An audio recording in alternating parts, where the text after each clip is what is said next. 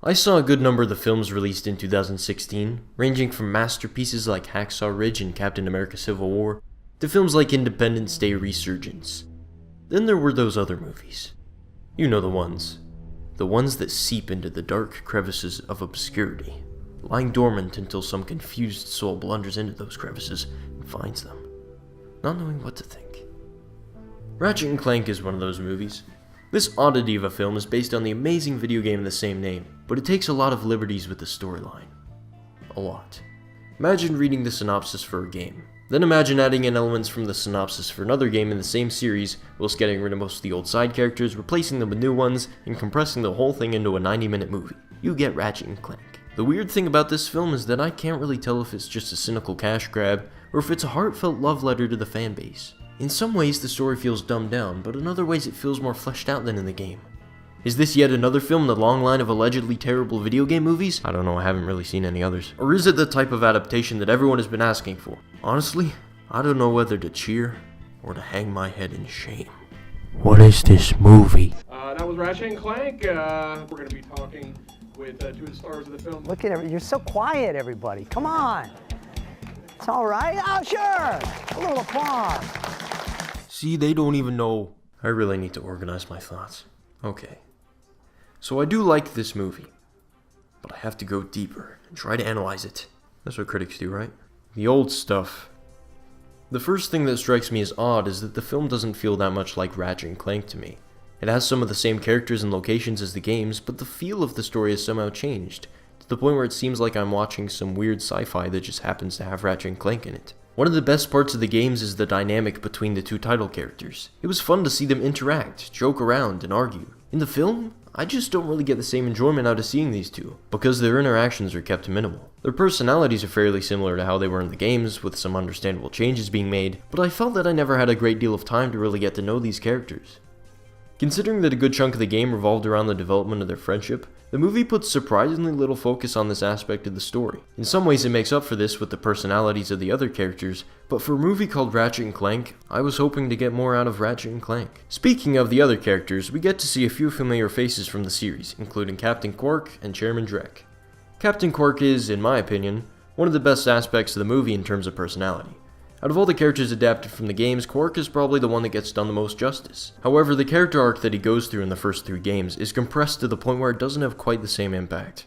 I commend the writers for trying to tell his story in a different way, but I just much prefer the telling in the original video game. On the flip side, Chairman Drek is probably the character who's changed the most. In the game, he worked as a legitimate threat to Ratchet and Clank. His role as the antagonist gave the story a real sense of seriousness that helped me to get invested.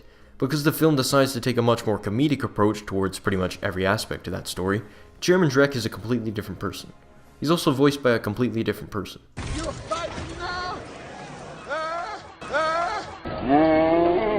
They changed his eyes as well. What? I don't...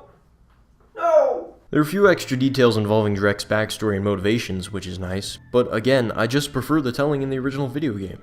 As with Drek's backstory, the film adds in some nice touches that help to clarify a few things, such as how Ratchet carries hundreds of weapons at a time. There are some nice callbacks to the video games, however some of the more interesting aspects of the games are more or less absent. We don't get to see many of the original side characters that you met on the journey, like Big Al, with the film instead choosing to focus entirely on the main cast.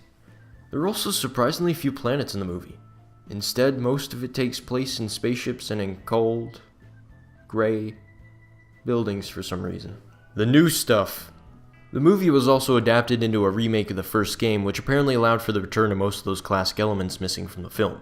Unfortunately, the movie takes a detour from the main story that I wanted to see retold on the big screen. It's fine if the writers want to go in their own direction with the story, preventing it from being exactly the same as the games, but the problem is that the new story, locations, and characters aren't interesting enough to be suitable replacements. So, the synopsis of the film is pretty much the same as that of the game. Ratchet lives on a barren planet and dreams of one day meeting Captain Cork. Clank arrives, informs Ratchet of bad stuff happening, and they go on a magical journey that will wrap them up in a conspiracy bigger than anything they could have ever imagined. However, instead of Ratchet dreaming of one day meeting Captain Cork, he now dreams of meeting Cork and the agents of Smash.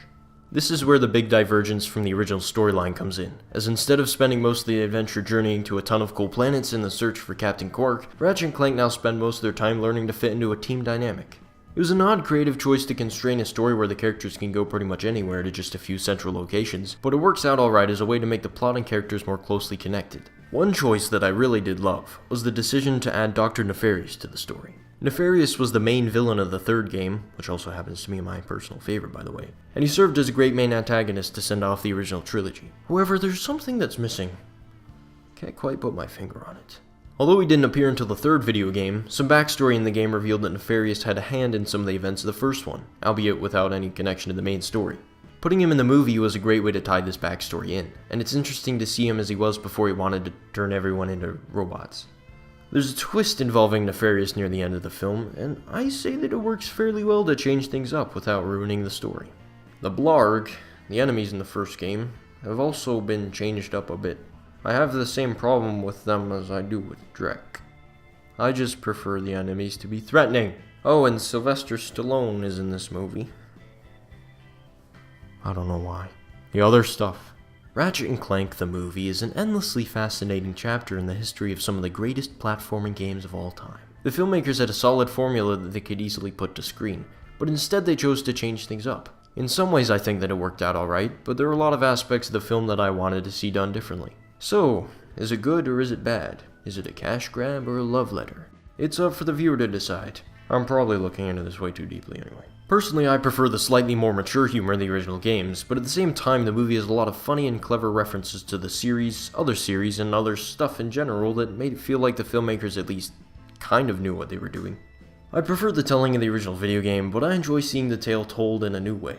As I said earlier, I do like the movie, but I wanted to love it. In the end though, it's just cool to see some of my favorite childhood games put up on the big screen. I'm very glad that Ratchet and Clank got a movie. I'm just not sure if it was the one that the series truly deserved.